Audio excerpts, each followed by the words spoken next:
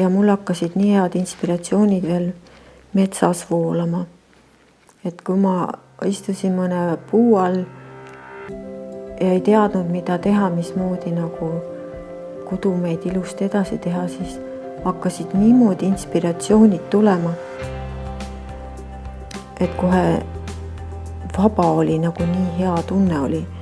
Lihtsalt voolasid head mõtted, mismoodi teha neid sakke ja mismoodi neid värve teha.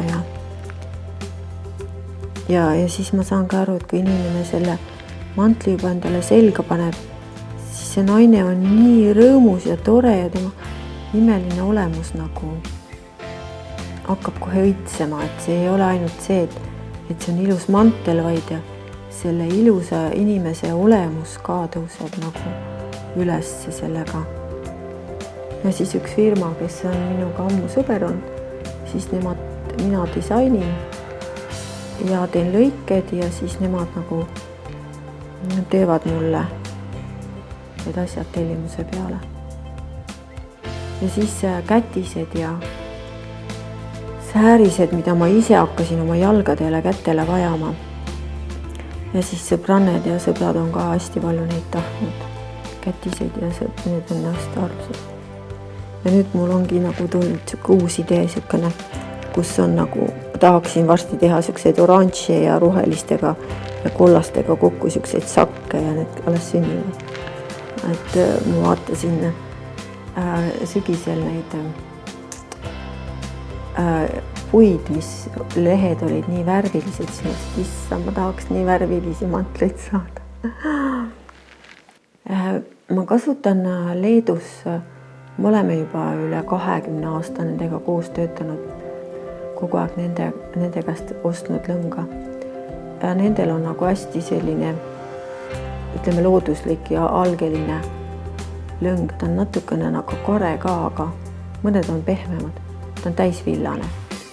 Aga siis need, mis nüüd siin on, need on mohäärid, need on Itaalia mohäärid.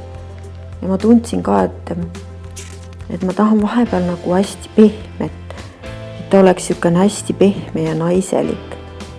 Tüdrukutele, väikestele tüdrukutele on teinud ja see on nagu hästi põnev olnud sellepärast, et väiksed tüdrukud tulevad, võtavad selle